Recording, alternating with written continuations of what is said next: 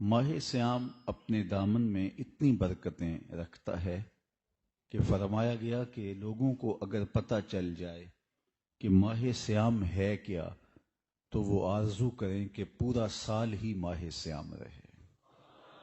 اس قدر اس کے دامن میں برکات ہیں، رحمات ہیں، انوار ہیں، روشنیاں ہیں۔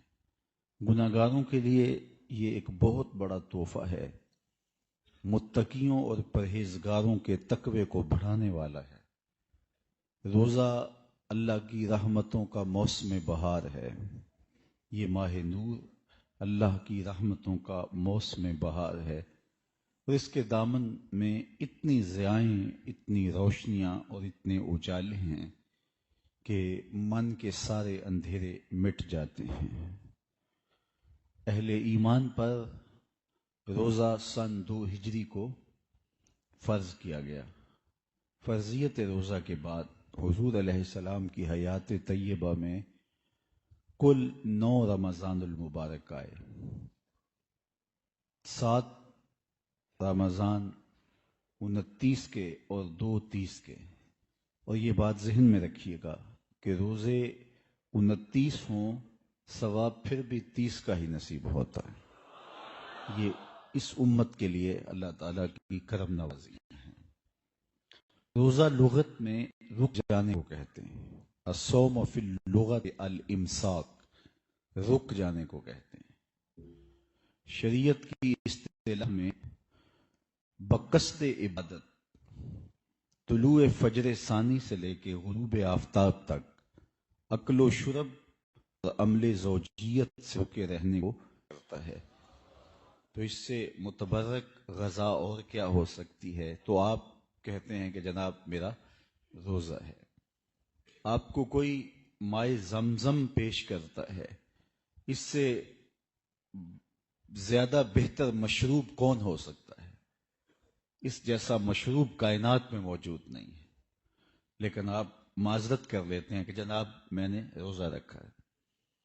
تو مائے زمزم جیسا مشروب اور مدینہ النبی صلی اللہ علیہ وآلہ وسلم کی کھجوریں بھی آپ نہیں لیں گے کہ میں نے روزہ رکھا ہوا ہے۔ تو روزے میں وہ چیزیں جو جائز تھیں، مشروع تھیں، مبارک تھیں، متبرک تھیں، اس سے بھی رک گئے، اور جو چیزیں پہلے ہی ناجائز ہیں تو پھر روزے سے جب آپ ہوں گے تو ان سے کیوں نہیں رکیں گے؟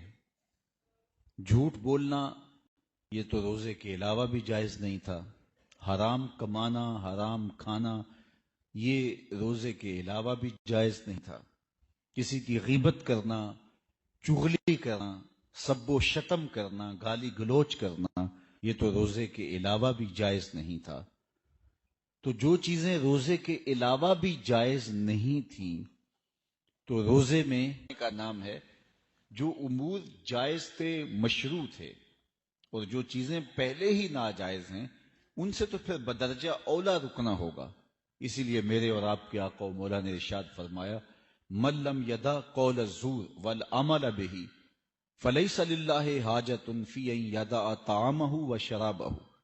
جس نے جھوٹ اور جھوٹے کام نہیں چھوڑے اس کے بھوکا اور پیاسا رہنے کی اللہ کو کوئی ضرورت نہیں ہے۔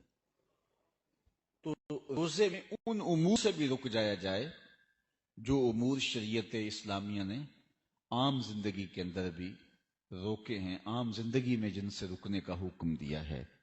تو روزے کا نور نصیب ہی تب ہوتا ہے، روزے کی حقیقتیں، روزے کی لطافتیں، روزے کی برکتیں اور روزے سے وابستہ رحمتیں ہمارے من میں اتریں گے ہی تب جب ہم مقاصد روزہ کو پیش نظر رکھیں گے، اور ہر اس عمل سے، ہر اس بات سے، اور ہر اس فعل سے، ہر اس قول سے باز آ جائیں گے۔ بیٹھتے ہیں، جنازہ ہو گیا آپ نہیں جا رہے، کوئی بیمار ہو گیا حال پوچھنے نہیں جا رہے، یہ تو نیکی کے کام تھے، لیکن آپ کہتے ہیں جناب میں اعتکاف سے ہوں۔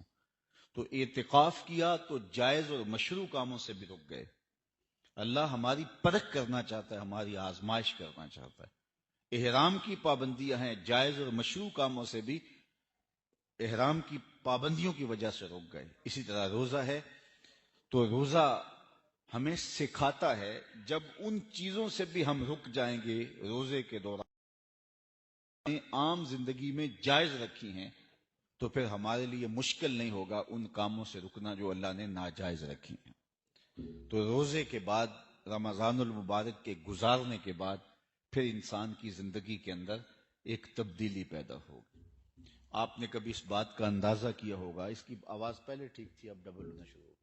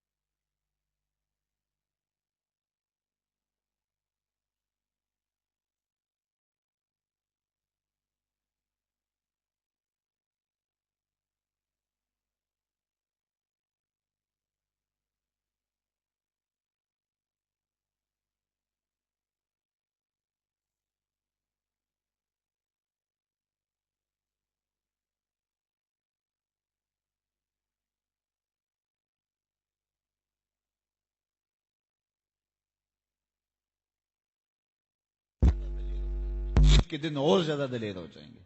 اس لیے روزہ ایک ٹریننگ ہے ہماری، ہمیں سکھایا جاتا ہے کہ میاں تم ان امور سے بھی رک جاؤ جن امور سے اللہ تعالیٰ جل شانہ نے تمہیں عام دنوں میں نہیں روکا، اور جو امور جن سے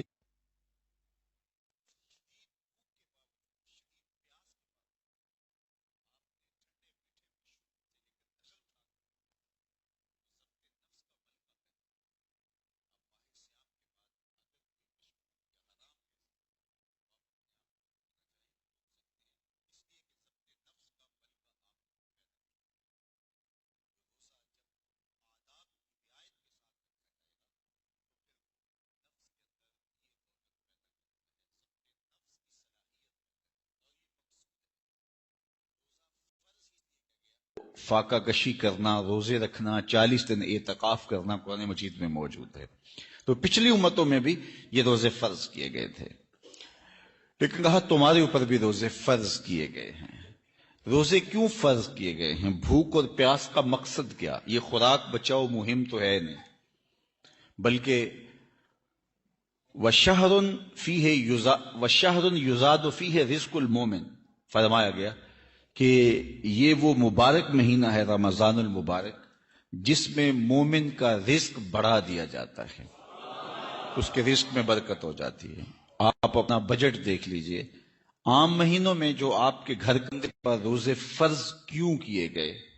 تو فرمایا اس لیے لعلکم تتقون، تمہیں اتقاء کی دولت نصیب ہو، تمہیں تقوی مل جائے۔ یہ مقصد ہے روزے کی فضیلت کا، ورنہ اللہ 70 ماؤں سے زیادہ پیار کرتا ہے، وہ کیسے گوارا کر لے کہ میرا بندہ بھوک اور پیاس کاٹے؟ ایک ماں گوارا کرتی ہے کہ میرا بچہ بھوک میں رہے؟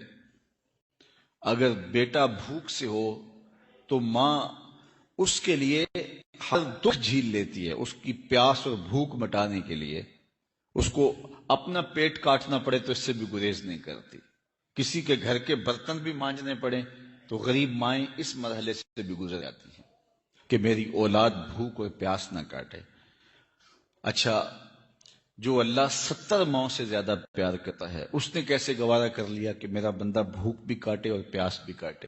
جب ایک ماں گوارا کرتی کہ میرا بیٹا بھوک اور پیاس کاٹے، اور ماں کا پیار دنیا کے کسی ترازو پہ تولا نہیں جا سکتا۔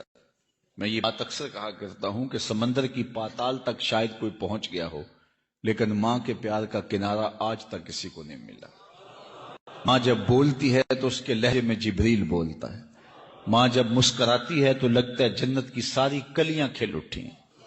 اللہ نے اس کے لہجے میں وہ درد، وہ درک، وہ محبت، وہ چاشنی، وہ پیار، وہ کیا کائنات آباد کر رکھی ہے۔ ماں تو پھر ماں ہی ہوتی ہے نا۔ کبھی بچہ گھر سے نکلے، آپ نے یہ منظر خود ملاحظہ کیا ہوگا کہ بیٹے کو دنیا بڑا عقل مند سمجھتی ہے اور وہ دنیا کو عقل و بینے کے در سے کھانے نکلتا ہے، لیکن ماں کتنے بھولے انداز میں کہتے پتر سڑک دھیان سے عبور کرنا۔ دنیا کی 10 گاہوں میں جس کے لیکچر سننے کے لیے لوگ ترس رہے ہیں کہ یہ اس کو سنیں گے تو زندگی گزارنے کا اسلوب ملے گا، لیکن اس کو ماں کتنے پیارے انداز میں گئے سڑک دھیان سے عبور کرنا۔ یہ ماں کے پیار کا روپ ہے، یہ ماں کی محبت کا انداز ہے۔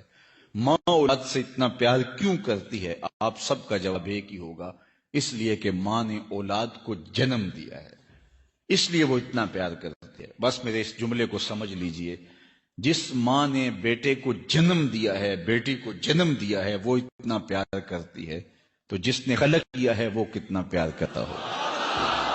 جس نے جنم دیا اس کے پیار کا ٹھکانہ نہیں ہے، تو جس نے کھانے کے لیے سب کچھ میسر بھی ہے لیکن روک دیا، نہ کچھ کھانا ہے نہ کچھ پینا ہے، اور بندے نے کہا مالک میں وضو بھی سے احتیاط سے کروں گا، حلق سے نیچے قطرہ نہ پک جائے۔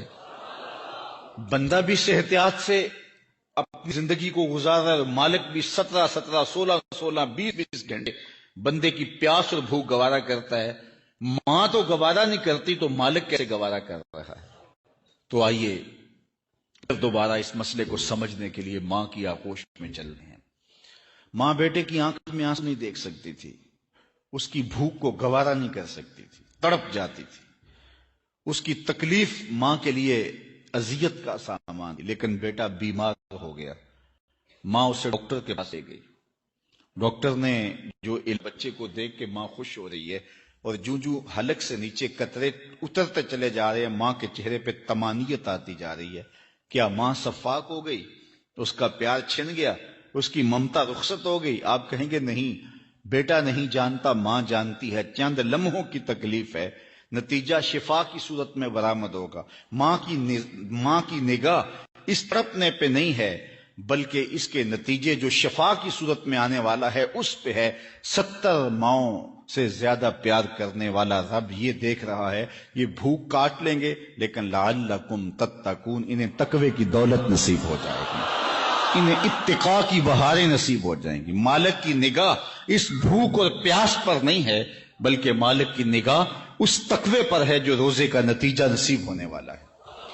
اس لیے روزہ دار کے منہ کی خوشبو بھی اللہ کو پسند ہے۔ شام کے وقت جب معدے خالی معدے سے بو اٹھتی ہے، اللہ کو مشک و عنبر سے زیادہ محبوب ہے۔ اللہ اکبر کہ میرا بندہ روزے سے ہے، تو یہ تقوی کے حصول کے لیے روزہ رکھا جاتا ہے۔ اب سوال یہ ہے کہ تقوی بھوک اور پیاس کاٹنے سے کیسے حاصل ہوتا ہے؟ اتقاء کی دولت جو بندے کو نصیب ہوتی ہے وہ بھوک اور پیاس کاٹے گا تو تقوی نصیب ہو۔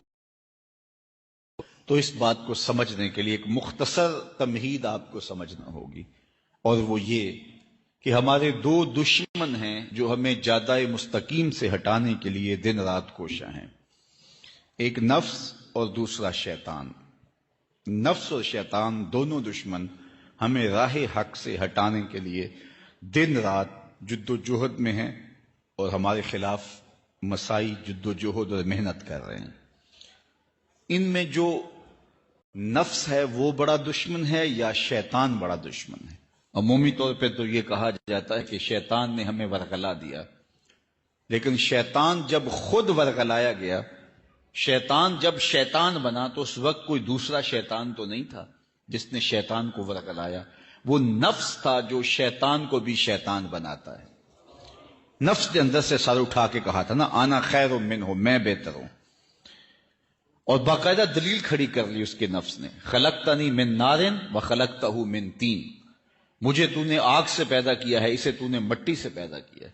مٹی افضل نہیں ہوتی، فضول ہوتی ہے، اور آگ اٹھتی ہے اوپر کو جاتی ہے، یہ افضل ہے، لہٰذا افضل مفضول کو سجدہ کیسے کرے، میں سجدہ نہیں کروں گا۔ باقاعدہ اس کے نفس نے ایک دلیل تراشی۔ اللہ اگر چاہتا اس کی دلیل کے بخی ادھیڑ کے رکھ دیتا، لیکن اللہ تعالیٰ نے اس کی دلیل کا جواب دینے کی بجائے کہا جا میرے دربار سے نکل جا۔ اس نے کہا مالک مجھے مہلت دے دے، کہا جا قیامت تک تجھے مہلت دی۔ اللہ اکبر۔ تو اب شیطان کو شیطان بنانے والا نفس ہے جس نے اندر سے کھڑے ہو کے کہا انا خیر منہ، میں بہتر ہوں۔ تو اس میں نے شیطان کا بیڑا غرق کر، انانیت اسے کہتے ہیں، انا خیر منہ، اس سے انانیت ہے، میں بہتر ہوں۔ ایک بزرگ تھے، انہوں نے ساری زندگی اپنی زبان پہ لفظ میں نہیں آنے دیا۔ وہ فرماتے تھے یہ وہ لفظ ہے جس نے شیطان کا بیڑا غرق کیا۔ تو وہ اس مفہوم کو ادا بھی کرنا چاہتے تو بالفاظ دیگر کرتے۔ کسی نے سنا کہ فلاں شخص ہے، اس کی زبان پہ کبھی میں کا لفظ نہیں آیا، تو اس نے کہا لو اس کی زبان پہ یہ لفظ کیوں نہیں آیا، میں جاتا ہوں اور ان کی زبان پہ یہ لفظ آئے ہی آئے۔ ہر شخص کی اپنی ترجیحات ہوتی ہے، ایک مہم پہ نکلا کہ ان کی زبان پہ لفظ میں لے کر آنا ہے۔ گیا، حضرت بیٹھے تھے، حضرت ایک مسئلہ پوچھنے آیا ہوں۔ بیٹا پوچھئے۔ کہا شیطان کو کس چیز نے برباد کیا تھا؟ حضرت اب تو بولیں گے نا کہ میں نے اس کا بیڑا غرق کیا تھا، تو کہوں گا جیسے بھی زبان پہ لفظ تو آ ہی گیا، اور شیخ بھی بڑے سمجھدار تھے، سمجھ گئے اس کی نیت کے کھوٹ کو کہ یہ کیوں آیا ہے اور یہ مسئلہ کیوں پوچھ رہا ہے۔ ہر مسئلہ تفہیم کے لیے نہیں پوچھا جاتا، اس کے مقاصد اور بھی ہوتے ہیں، اور اہل اللہ کو اللہ نے وہ بصیرت دی ہوتی ہے جو سائل کے انداز سے سمجھتے ہیں کہ اس کے مقاصد کیا ہیں۔ تو کہا حضرت پوچھنے آیا ہوں کہ شیطان کو کس چیز نے برباد کیا؟ حضرت فرمانے لگے نماز کا ٹائم ہو گیا، ابھی جماعت کھڑی ہونے والی ہے، نماز کے بعد اس پہ بات کرتے ہیں۔ خیر نماز ہوئی، سلام پھرا تو حضرت خود فرمانے لگے کسی نے پوچھا تھا کہ شیطان کو کس چیز نے برباد کیا، جواب دینا چاہ رہا ہوں، کس نے پوچھا تھا؟ جھٹ کھڑا ہو گیا میں نے۔ کہا بس اسی نے اس کا بیڑا غرق کر دیا۔ تو انانیت میں جو ہے یہ شیطان کو شیطان بنانے والی، نفس جس نے اندر سے سر اٹھایا اور کہا انا خیر منہ، میں بہتر ہوں، تو یہ شیطان کو شیطان بنانے والا نفس ہے۔ تو نفس شیطان سے بھی بڑا دشمن ہے۔ اب ہمارے ساتھ دو بڑے دشمن لگے ہوئے، ایک شیطان اور دوسرا نفس، اور دونوں ہمارے باطن کو اجاڑنے کے لیے، ہمارے من کو بے چراغ کرنے کے لیے، ہمارے اندر کی روشنیاں بجھانے کے لیے دن رات کوشاں ہیں۔ ایک تنہا ناتواں اکیلی جاں، دو دشمنوں کے نرغے میں، اور دونوں دشمن بڑے تگڑے اور بہت طاقتور، اور ہر وقت ہمارے اوپر حملہ آور۔ الشیطان جاسم علی قلب ابن آدم فَإِذَا ذَكَرَ اللَّهَ خَنَسَ وَإِذَا غَفَلَ وَسْوَسَ۔ حضرت نبی رحمت صلی اللہ علیہ وآلہ وسلم نے ارشاد فرمایا شیطان اولاد آدم کے دل پہ قبضہ جماتا ہے، اور جب بندہ غافل ہوتا ہے تو یہ وسوسے ڈالتا ہے، اور جب بندہ اللہ کا ذکر کرتا ہے تو یہ بھاگ جاتا ہے۔ تو شیطان وسوسہ اندازی کرتا ہے، باطن کو اجاڑتا ہے، من کو لوٹتا ہے۔ نفس اور شیطان دو بڑے دشمن تھے جو ہمیں جادہ مستقیم سے بہکانے کے لیے دن رات کوشاں تھے۔ اب اللہ کا کرم دیکھیے، اذا دخل رمضان سلسلت الشیاطین، جب ماہ سیام جلوہ فراز ہوتا ہے تو شیاطین جکڑ دیے جاتے ہیں۔ جو ہی ماہ سیام شروع ہوتا ہے، چاند طلوع ہوتا ہے تو شیاطین جکڑ دیے جاتے ہیں، پورا مہینہ وہ آزاد نہیں رہتے، جکڑ دیے جاتے۔ سلسلت الشیاطین، یہ جو مسجدوں کے دروازے کھل گئے، جہاں 1.5 صف ہوتی تھی وہاں 5 صف تراویوں میں ہیں، تو یہ شیطان کے بند جانے کی وجہ سے۔ لیکن مہنگائی کا طوفان ہے، بد نگاہی ہے، بد تہذیبی ہے، جھوٹ ہے، دیگر امور بد بھی جاری ہیں، یہ نفس کے موجود ہونے کی وجہ سے۔ نیکی کا ماحول پیدا ہوا یہ شیطان کے بند جانے کی وجہ سے، لیکن ہماری برائیاں بدستور موجود ہیں یہ نفس کے موجود ہونے کی وجہ سے۔ اب ہمارے لیے آسانی یہ ہو گئی کہ دو دشمن تھے جن کا ہمارے سے مقابلہ تھا، ایک نفس اور دوسرا شیطان۔ ہمارے لیے یہ سہولت ہو گئی کہ ہمارا ایک دشمن باندھ دیا گیا۔ اب دشمن ایک ہے جس سے ہم نے ماہ صیام میں مقابلہ کرنا ہے، اور وہ دشمن کون سا ہے؟ نفس۔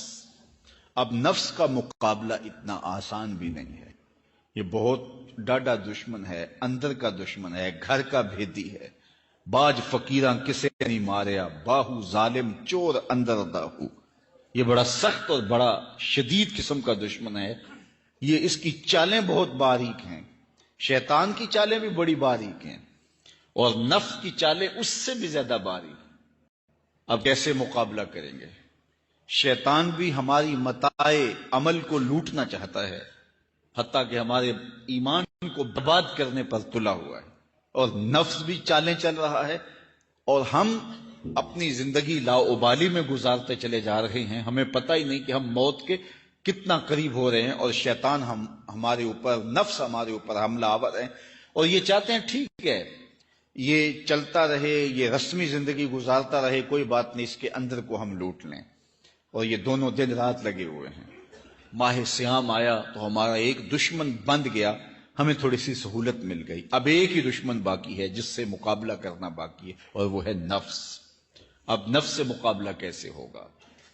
تو کسی ایکسپرٹ سے پوچھیں کہ جناب نفس ہے، ہم کمزور ہیں، شیطان دشمن ہمارا بندہ ہوا ہے، دو محاذ کھلے تھے تنہا جان کے لیے، ایک محاذ بند ہو گیا، اب ایک ہی محاذ ہے، مقابلہ کرنا ہے تو کیسے کرنا ہے؟ اللہ اکبر۔ تو ہم اقبال کی بارگاہ میں عرض کیا کہ آپ بتائیے، وہ کہنے لگے میں آپ کو اپنے مرشد مولانا رومی کے پاس لے جاتا ہوں۔ رومی کے پاس اقبال لے کر کے گئے تو رومی نے کہا کہ میں آپ کو ایک اور شخص کا پتہ بتاتا ہوں، اور وہ اتنا کامل ہے اور اس شعبے میں اس قدر ایکسپرٹ ہے، اس نے کہا ہفت شہر عشق را اتار گشت ما ہنوز اندر خمیں یک کوچام۔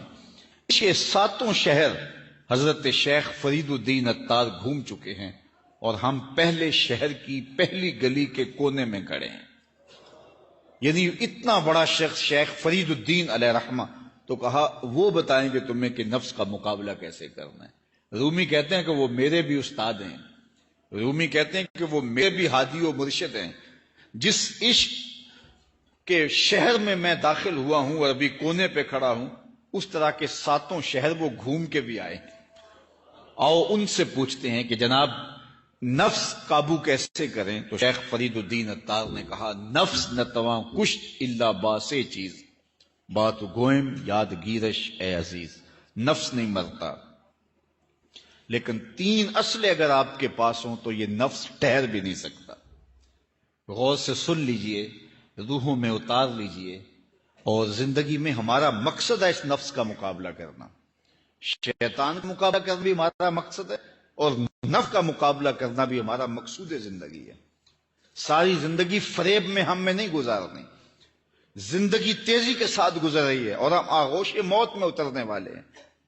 تو یہ ڈاڈے دشمن ہماری متاع عمل لوٹ رہے ہیں، ہمارے کیے ہوئے عمل کو عجب سے، تکبر سے، ریاکاری سے برباد کر دیتے ہیں، ہمیں پہلے عمل کی طرف جانے نہیں دیتے، پھر عمل کے اندر وسوسے ڈالتے ہیں، پھر عمل ہو جائے تو اس کو پھر برباد کرنے کی کوشش کرتے ہیں۔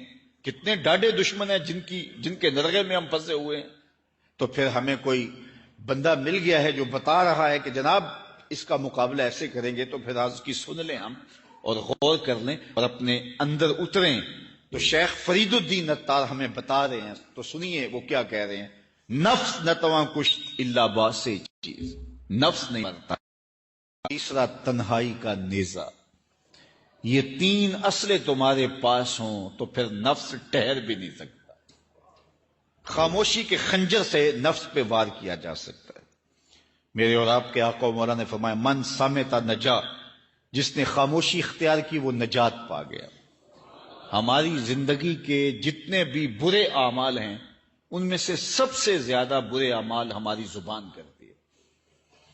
ہمارے ہاتھ بھی گناہ کرتے ہیں، کسی پہ ظلم کر تو گناہ کرتے ہیں، ہمارے پاؤں بھی گناہ کرتے ہیں، برائی کے اڈے پہ چل جاتے ہیں، ہماری آنکھیں بھی گناہ کرتی ہیں، ہماری سوچیں بھی گناہ کرتی ہیں، ہم حرام کمائیں کھائیں تو پیٹ بھی ہمارا گناہ کرتا ہے، لیکن سب سے زیادہ گناہ ہماری زبان کرتی ہے۔ جھوٹ یہ بولتی ہے، غیبت یہ کرتی ہے، بہتان یہ لگاتی ہے، گالی گلوچ سب و شتم یہ کرتی ہے، گلے شکوے کا انداز، ناشکری کا لہجہ یہ اختیار کرتی ہے۔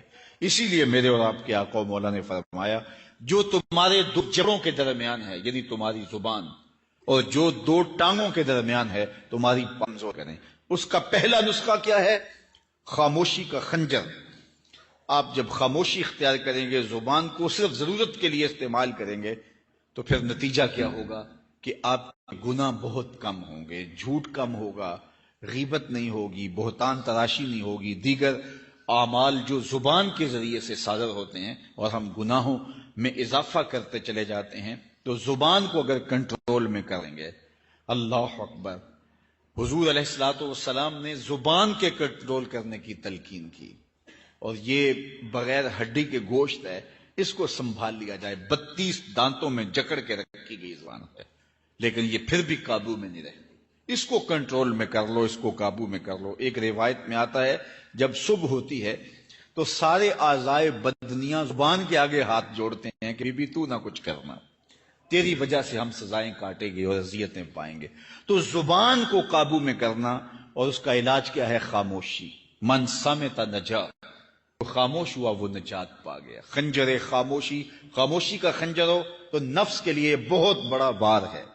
دوسری بات، وجاؤں، فرمایا اے جوانوں کے گروہ، تم میں سے جو نکاح کرنے کی طاقت رکھتا ہے وہ دیر نہ کرے، جلدی نکاح کر لے۔ کیوں کہ نکاح نگاہ اور پارسائی کی جگہ کا محافظ ہے، تمہاری نظر کو بھی محفوظ کرے گا اور تمہاری پارسائی، تمہاری عصمت کے جوہر کو بھی محفوظ کرے گا۔ تو اگر کسی کے پاس استطاعت ہے تو وہ نکاح کرنے میں دیر نہ کرے۔ فَإِن لَمْ يَسْتَطِعْ، اور اگر کوئی طاقت نہیں رکھتا، اس کے حالات ایسے نہیں ہیں کہ وہ نکاح کر پائے، فَعَلَيْهِ بِالصَّبْرِ، چاہیے۔ تیسری بات فرمایا نیزہ تنہائی، تنہائی کا نیزہ۔ جب آپ عمومی طور پہ مجلسی زندگی میں ہوں گے تو بہت ساری خطائیں اور بہت سارے گناہ مجلسی زندگی میں آپ سے سرزد ہوں گے، تو جب آپ تنہائی اختیار کر لیں گے تو بہت سارے گناہوں سے بچ جائیں گے۔ حضرت شاہ نقشبند بخاری علیہ رحمہ فرماتے ہیں کہ فقیر کے لیے سب سے بہتر جگہ اللہ کا گھر مسجد ہے، یا پھر کامل شیخ کی صحبت ہے، یا پھر تنہائی ہے، چوتھی جگہ سوائے ہلاکت کی اور کچھ نہیں ہے۔ العافیۃ فی العزلہ، عزلت میں، تنہائی میں عافیت رکھی گئی ہے۔ اس لیے اپنے آپ کو ایسے ہجوم میں، ایسی جگہوں پہ لے جانے سے روکیں اپنے آپ، جہاں آپ نفس اندر کا بھیتی ہے اور شیطان باہر سے آ کر حملہ آور ہونے والا ہے۔ اس لیے شیطان کو اندر آنے کا موقع نفس دیتا ہے، نفس کو ہی کمزور کر لیجئے، وہ آپ کا ساتھی بن جائے، نفس امارہ، نفس مطمئنہ بن جائے، اور وہ نفس جو برائی کا حکم دیتا ہے وہ نفس امارہ کہلاتا ہے، اور جب وہ کثرت ذکر سے، عبادت سے نفس مطمئنہ بن جاتا ہے تو پھر وہ شیطان کے لیے رکاوٹ کا ذریعہ بن جاتا ہے اور آپ کی زندگی محفوظ ہو جاتی ہے۔ اور یہ ہمارا کام ہے، یہ ہمارے کرنے کا وظیفہ ہے۔ دیکھیے حضرت انسان کو اللہ نے اختیار دیا، زندگی دی، فہم دیا، ادراک دیا، گناہ کی قوتیں اور نیکی قوتیں ساری اس کے ساتھ لگی ہوئی ہیں۔ اس نے صرف ایک لا ہے، اس کو تو اپنی زندگی کی راہیں خود متعین کرنی ہے کہ میری دنیا آخرت کے لیے نفع بخش کیا چیز ہے اور نقصان دہ کیا چیز ہے۔ اِنَّا هَدَيْنَاهُ السَّبِيلَ إِمَّا شَاكِرًا وَإِمَّا كَفُورًا، کہ ہم نے اس کو دونوں راہیں دکھا دی، وَهَدَيْنَاهُ النَّجْدَيْنِ، اس کو پتہ ہے یہ اچھائی ہے یہ برائی ہے، اس نے اس سے اجالنا ہے اپنے اندر کو اور اپنے باطن کو سنوارنا ہے۔ تو ماہ سیام ہمارے لیے موسم رحمت اور موسم نور ہے، جو ہمارے اندر کی روشنی کا سبب اور ذریعہ ہے۔ تو آئیے یہ موسم اللہ نے ہمیں نصیب کیا۔ 5 روزے گزر گئے، ہم 6 روزے کی طرف بڑھ رہے ہیں، باقی ہمارے پاس 24 یا 25 روزے باقی ہیں۔ تو جو گزرے روزے ان کی برکات بھی ہمارے ساتھ ہے، آنے والے روزوں کی بھرپور برکات کے ساتھ لگے۔ اور قرآن مجید کی کثرت سے تلاوت کریں، نفس کمزور ہوگا، تنہائی اختیار کریں، نفس کمزور ہوگا، اپنی زبان پہ قابو کر لیں، نفس کمزور ہوگا، بھوک تو ہم روزے کی وجہ سے کاٹتے ہی کاٹتے، نفس کمزور ہوگا۔ اب شیطان چھٹ کر بھی عید کے دن ہمارا کچھ بگاڑ نہیں سکے گا اگر ہم نے اپنے نفس پہ قابو پا لیا، اور اگر نفس پہ قابو نہ پا سکے تو تم بھی اس عورت کی طرح ہو جاؤ کہ اپنے ہاتھ سے، تو پھر کیا انسان ہونے کا فائدہ اور حضور کا غلام ہونے کا ہم نے کیا فائدہ اٹھایا؟ تو صاحبو آؤ مختصر زندگی کو اللہ اور اس کے رسول کے نام پہ لگا دیں، ماہ سیام کی برکتیں ہم حاصل کر لیں، روزہ اپنے دامن میں جو رحمتیں لیے جلوہ گر ہوا ہے، جو نور اور روشنیاں لیے جلوہ گر ہوا ہے، وہ ہم اپنے اندر اتار لیں۔ میرے حضور کا ایک فرمان 10 سے لے کر 700 گنا تک اس کا ثواب اولاد آدم کو اس کا دیا جاتا ہے، جتنا گڑ ڈالو اتنا ہی میٹھا، تو بعض کو 10 گنا، بعض کو 70 گنا، بعض کو 100 گنا، بعض کو 700 گنا، تو 10 سے لے کر 700 گنا تک بندے کے اعمال کا صلہ دیا جاتا ہے۔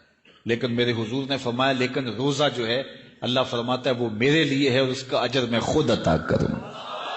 جب وہ خود عطا کرے گا تو کتنا عطا کرے گا؟ سخی اتنا بڑا ہو، جھوٹ سے، تکبر سے، بخل سے، ریا سے اور دیگر امور بد سے اجتناب کرنے کی عادت پڑ جائے۔